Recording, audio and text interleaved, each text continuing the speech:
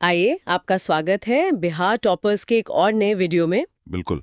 और आज हमारे सामने जो स्रोत सामग्री है उसका नाम है बिहार एक समग्र अध्ययन। तो चलिए फिर इसे डिकोड करते हैं। शुरुआत करते हैं राज्य की पहचान और उसकी भौगोलिक रूपरेखा से। मुझे लगता है राज्य के गठन की टाइमलाइन से शुरू करना सबसे बेहतर रहेगा, जो अपने आप में एक दिलचस्प कहानी है। बिल्कुल। 22 मार्च 1912 ये वो ऐतिहासिक दिन है जिसे बिहार दिवस के रूप में मनाया जाता है। हाँ, क्योंकि इसी दिन ये क्षेत्र बंगाल प्रेसिडेंसी से अलग होकर एक स्वतंत्र प्रांत बना था। और दिलचस्प बात यह है कि उस समय इस प्रांत में उड़ीसा और झारखंड भी शामिल थे ना। एकदम। ये टाइमलाइन प्रशासनिक बदलावों को समझने के लिए बहुत महत्वपूर्ण है।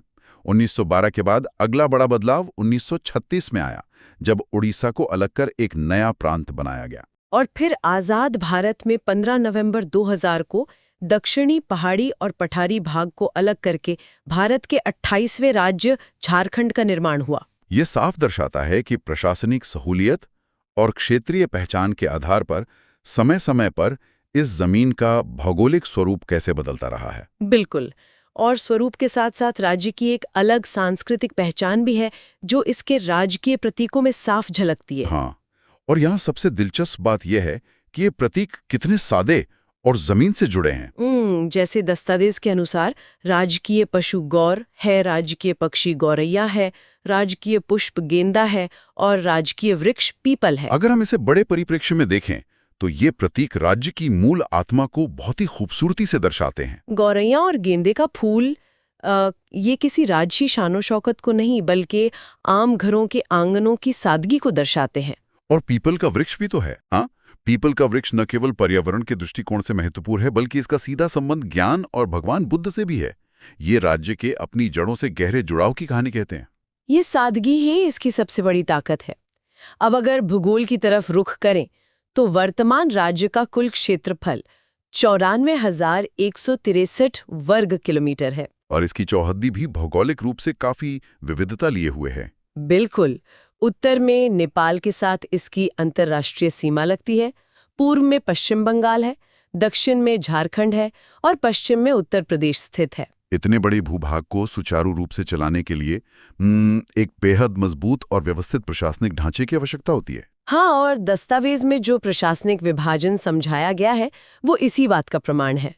पूरे राज्य को 9 प्रमंडलों या डिवीजनों में बांटा गया है, जैसे पटना, मगध, सारण, तिरहुत, दरभंगा, कोसी, पूर्णिया, मुंगेर और भागलपुर। और ये ढांचा यही नहीं रुकता। इन 9 प्रमंडलों के नीचे 38 जिले आते हैं। फिर इन जिलों को 101 अनुमंडलों में और सबसे निचले स्तर पर 534 प्रखंडों या ब्लॉक्स में बांटा गया है। यह विशाल प्रशासनिक ढांचा कोई सामान्य बात नहीं है।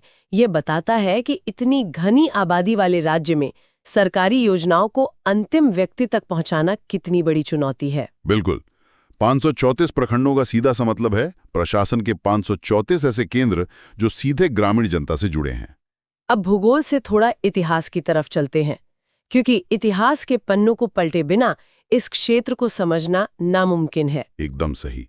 प्राचीन भारत को देखा जाए तो ये धरती साम्राज्यों और धर्मों के उदय का मुख्य केंद्र रही है। ये जानकर हमेशा अद्भुत लगता है कि ये पूरा क्षेत्र बौद्ध धर्म का जन्मस्थान है, जिसका सबसे पवित्र केंद्र बोधगया है, और जैन धर्म की जन्मस्थली भी यहीं वैशाली और पावापुरी में है। यानी अहिंसा और सत्य के 2 सबसे बड़े विचार इसी मिट्टी से उपजे। और केवल धर्म ही नहीं, राजनीतिक सत्ता का भी ये सबसे बड़ा एपिसेंटर था। मगध साम्राज्य का उदय इसका सबसे बड़ा उदाहरण है ना।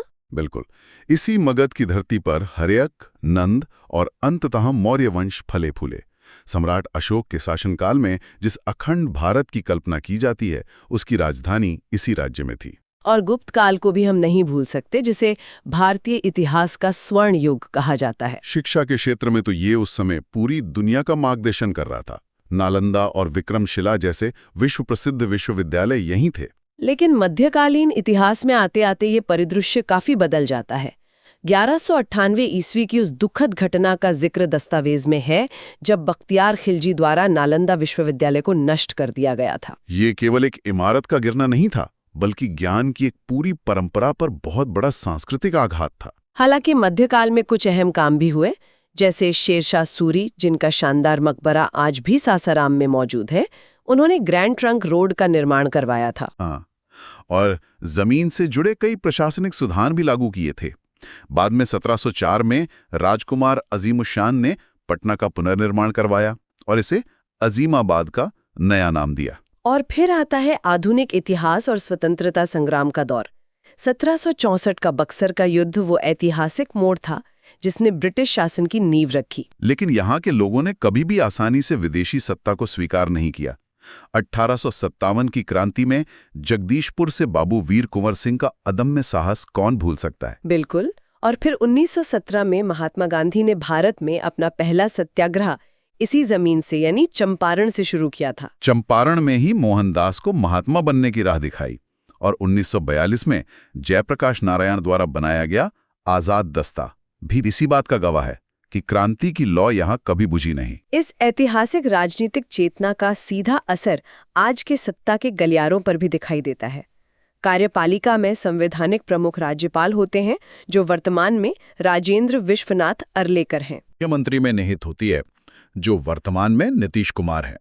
और यहाँ प्रथम मुख्यमंत्री श्री कृष्ण सिंह का जिक्र करना बहुत जरूरी है, जिन्हें बिहार केसरी कहा जाता था। विधायिका की संरचना भी काफी दिलचस्प है।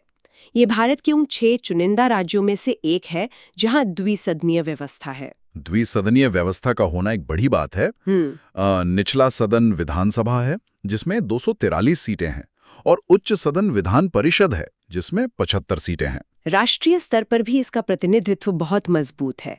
लोकसभा में यहाँ से 40 सीटें आती हैं और राज्यसभा में 16 सीटें हैं। लेकिन राष्ट्रीय राजनीति से अलग जो सबसे ज्यादा ध्यान देने वाली बात है, वो है पंचायती राज। ये भारत का पहला राज्य है जिसने 2006 में स्थानीय निकायों में महिलाओं को 50% आरक्षण दिया। ये एक बहुत बड़ा सामाजिक बदलाव था जिसने जमीनी स्तर पर सत्ता के समीकरणों को पूरी तरह से बदल दिया। बिल्कुल। और जब राजनीति की बात हो रही है तो स्रोत में मौजूद एक और विषय पर बात करना जरूरी है, वो है राजनीति में जाति की भूमिका। हाँ, लेकिन श्रोताओं को ये स्पष्ट कर दें कि ये विश्लेषण पूरी तरह से अकादमिक है और स्रोत सामग्री के आधार पर है। हमारा उद्देश्य किसी विचारधारा का समर्थन करना नहीं है। एकदम। दस्तावेज के अनुसार 1967 के बाद मध्यवर्ती जातियों का राजनीतिक उदय एक बड़ा टर्निंग पॉइंट रहा है। आज की राजनीति सामाजिक न्याय और विकास के एक जटिल मिश्रण पर चलती है। और वोट बैंक की राजनीति इसी ऐतिहासिक पृष्ठभूमि की उपज है जिसे नकारा नहीं जा सकता। सही कहा।